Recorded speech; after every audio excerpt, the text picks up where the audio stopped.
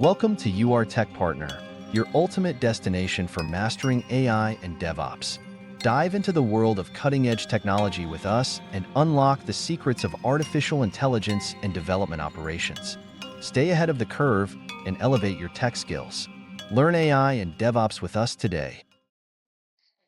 Hello everyone. So in the continuation of the previous tutorial, which was regarding the Docker Swarm, we have discussed that how Docker Swarm is a better solution than Docker Compose, why Docker community has come up with this new idea of Docker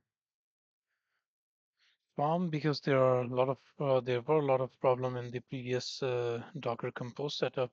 It wasn't entertaining the load balancing, auto scaling, and auto port mapping. These were So in general, we have seen total five critical issues actually last time, which were kind of important single point of failure and then auto port mapping. That's why uh, Docker Swarm came into the picture, and we have seen that how you can create services with Docker Swarm, how you can create multiple instance, how you can do a couple of stuff with it, which means that very easy you can build a complete service with master and client architecture, which means that the load is automatically distributed to the worker nodes. We have seen how we install and all this stuff and how we can join worker nodes and stuff like that. Great. Now let's go a little bit deeper today and let's see that in Docker Swarm, what else we can do. So there are some other feature. For example, sometime we need to update the service. So which essentially means that, for example, developer working on the application and they come up with another code of application. Last time we have seen my Py app, which was showing up the container in the end, like number of the container, a small Python-based application of the front end. We have seen that, for example, some new update or some code has been changed into it, and we want to upgrade with another function. So first thing first, let's see that if something is running to kill it. So Docker service. Okay, I have Docker Stack as well. This is our next topic. We'll talk about that. But first, let's do Docker Stack RM. Yes, Docker test stack. Okay. Now we have removed one service and Docker service PS, other LS. There is no service right now. We have killed everything, which is great thing for the demonstration purpose. Let's see how we can do Docker update. So for example, Docker images, if I do that, I have some images here. For example, DevOps app. Okay, and learn DevOps sample PyApp version none as well. So let's say it's version none or the latest. Let's say like that it is latest. When there is none, it is latest. So let's create update, for example, with another image. For example, we have gone to this image, we have changed the image, we have installed some more thing, we have configured, we have done some coding, more coding on this. And now this is the requirement that whatever stack, for example, we have different environment, for example. So something like that, we have a environment, we have a prod environment, and in every environment we have different number of container running. So in total, let's say like that, we have some replicas to make it sure available, and we now need to deploy a whole new code of application in everywhere. So how you can do this with the Docker services? It is very easy. You can create a new Docker services actually, and then these Docker services are going to create a Docker Swarm, and the Docker Swarm actually, with the help of Docker Swarm, the services are going to update this whole machine regardless what happened. So let me just first create again 7 instances or 5 instances and then I will show you how to do that. So for example, let me just first create a with version number one of the sample app, for example, version two. Let's first do version two. And for example, to create a service, I can do, my system has gone very, very slow. Docker services, create, and name of the service, my swarm. And what else was there? To create a Docker, what was the complete command? This doesn't work actually. And if I go here, I have one command here, which is doing something like Docker service create name, and then we can give replicas and then image name. Okay, then I can say replicas equal to 7 and image is learn DevOps version 2, and in between I can do port mapping. I can map any port, for example, 3000 to 3000. Okay, and version is 2. Okay, so Docker service create, name of the service is my swarm, number of replica I want to do it, and there these now are going to create a service which is distributed to all machines. I have here some machines. For example, no, this computer is really slow, but you have to bear with me. Okay. Now Docker service ls and my swarm has been created. Docker service pr and my swarm. And as I can see here on different computer which are here and here. So on all these computer, the service is running. So the image, if you see here, the image here is always version number 2. So if I change the color, so version number is always 2, right? Now what I can do is that now I can really update the server, for example, with in another image, which is right here. I don't, so for that, I need to Docker update, Docker service update, and what was then Docker service update and number of replicas. For example, and the another thing is that how the update you should do, right? This is the generic code that you mention update in the image, new image with tag, and then some additional feature like parallelism 2, and in the end, your name of your service. How that works is actually that this parallelism mean that let me just draw you a picture. For example, here, like for example, I have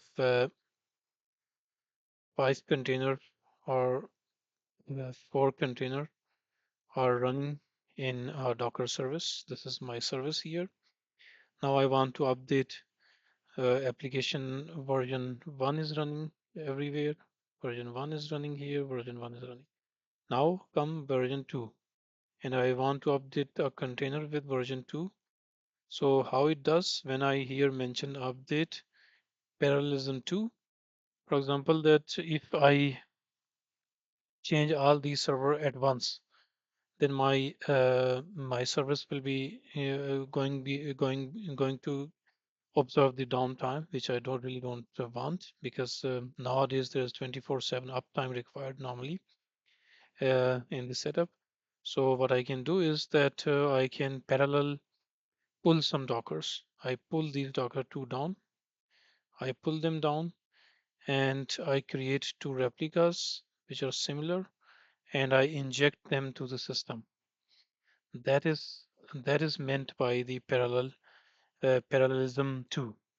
That how you can want to have first you take two, and all the services is going to shift here, and users are going to see that version 1, and when version 2 update here, then it's get these two down here and to bring them other container back to here, replace them. So that's how that works. So let me just then show you that how you can update with another image. It's very simple. So what you do, you just Docker service update and double dash image, and in the image I write that, and then update parallelism. I want because I have 7 containers, 2 container in one go, and the name of service is my swarm, right? That's the pretty much syntax. And when I hit enter, it's going to only use 2 container at a time. Now it's updating with two. Now it's grabbing two others. Now it's grabbing the two others. Six, and in the end, it's grabbing the seventh one by one. Now, if I show you uh, Docker services here, Docker services PS my swarm here, and as you can see here that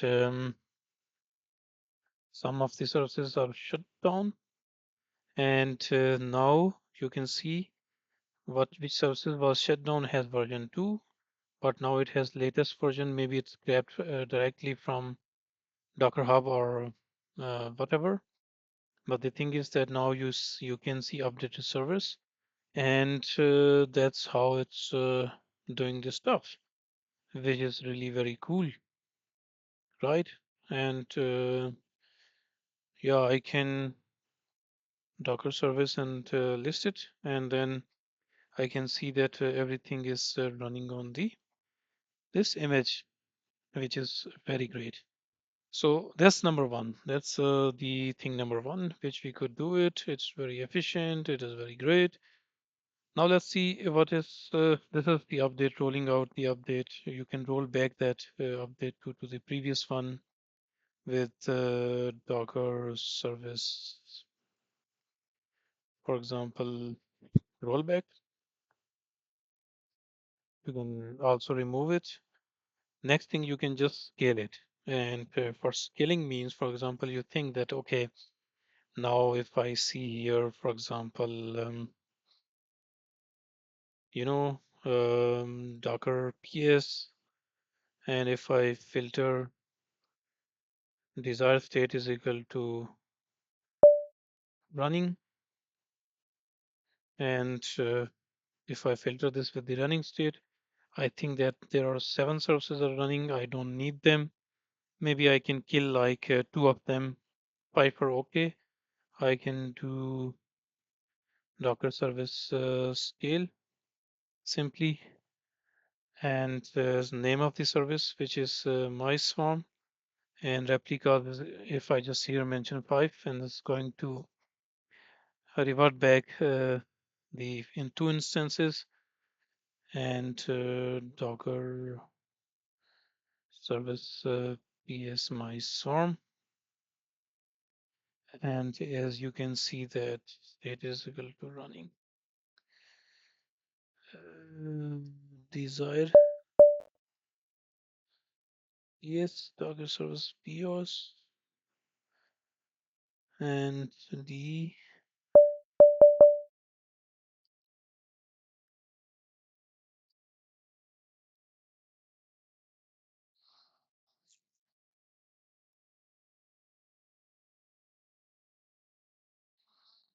with filter F. And you can see now that now 2 of the instance have gone here, shut down here, and now we have 5 running, which is great. That's how you can really, well, you have seen how you can update the service, how you can scale the services back here. And then now the last topic, which is very important topic, that how you can create really a Docker stack. Now let's first understand what is the Docker stack here. Docker stack is nothing but, for example, I have a list of service number one, and in service number one, I have, for example, 7 container running on different machine in my cluster. Let's say like that, 5 machine running in the one cluster, and this is my cluster web, for example. I want to create another cluster with name app, and it should then have something very similar to,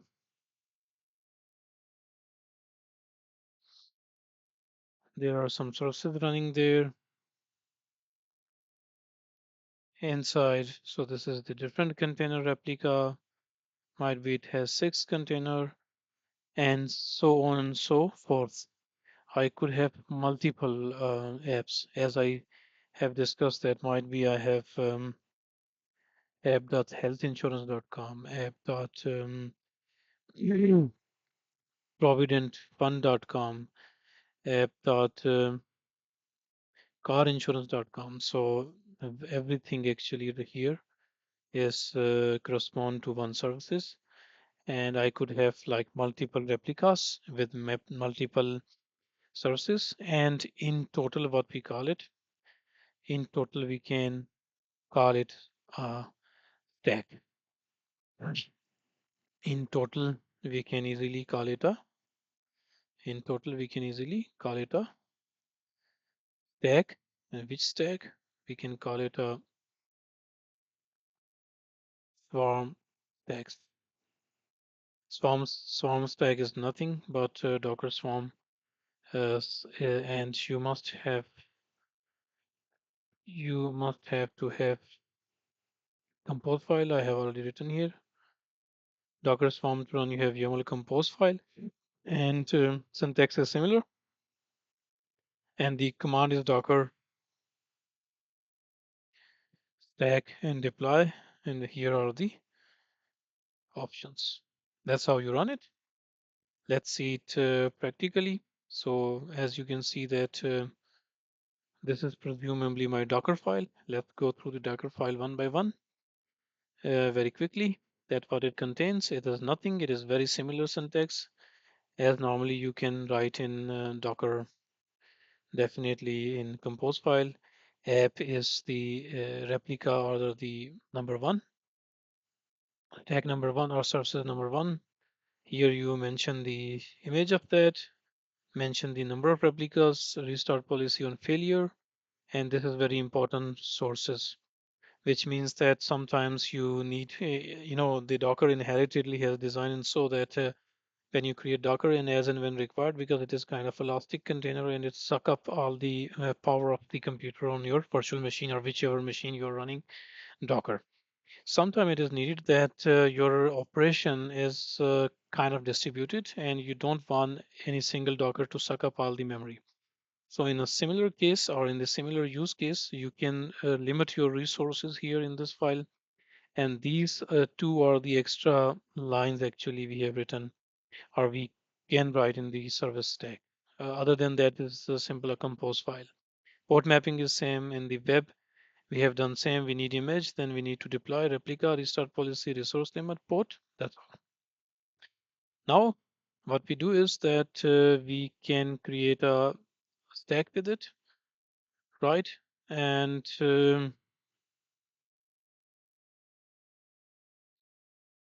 so, yeah, so it's pretty much to run this. The command is that you run docker stack deploy, name of your stack, whatever you want, and the compose file, right? Then let me just grab quickly that. And if I go here, Docker, Docker stack, and then deploy, and then my stack file, mystack.yml. So it is there, which is great. The same file I have copied here. And then name of my stack is my test stack. And as you can see that it's going to create a default network. And then it's trying to create the services. Service 1, service 2. For example, this is service 1, and this is going to be service 2, and then this is a stack. So once you create a stack, then all the operation which are supposed to run by Docker service or just service. It is nothing else but an idiosyncratic service or independent service. You can perform all the okay, now the port 3000 we have used it for something. We first needed to kill that services, but what I can do is that Docker services ps or Docker services list maybe. I have one Docker service remove my swarm,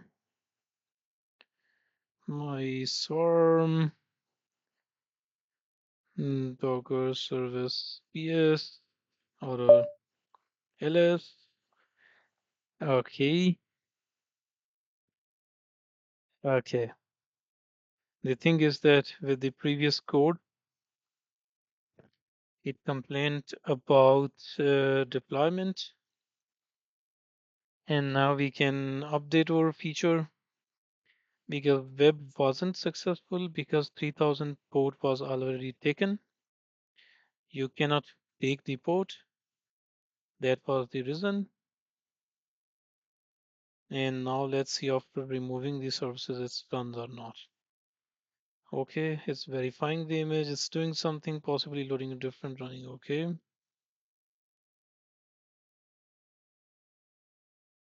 Normally there should be a test, or normally there should be, I should remove the services and then, but it's Docker stack ls. Well, there are two services running as you can see in the Docker stack ls, Docker stack ps, and name of this stack is my test stack. I don't know what is the name, my test stack, yes. And as you can see that everything is up and running in the app has 4 replicas and as required and demanded, and this web has 2 replicas. Everything is running perfectly okay, and which is good news. So that's how you create a stack. There's nothing much and more than in the stack. If you want to remove this stack, the command is pretty standard. You can just go to check docker stack ls, which give you a test stack. You can say docker stack remove my test stack. Then it's going to remove your stack and you're good to go. So that is pretty much everything about Docker Swarm. So we have covered a lot of stuff pretty much. So we have seen in Docker orchestration that what is Docker orchestration in the previous video, how it solved the problem, how you can use Docker Compose, then what are the primary um, commands to do that, how you can scale up, how you cannot scale up, Then comes Docker Compose. Then come Docker Swarm, which pretty much gives you option of distribution, auto scaling, and a lot of other benefits. And then we have seen that how you can use some additional feature or some advanced feature of Docker Swarm, where Docker Swarm can give you a lot of option here, as you can see, and you could really get a lot of stuff here. Here are some number of commands which we can really use mostly. And yes, that's all about Docker Swarm. Thank you very much for watching.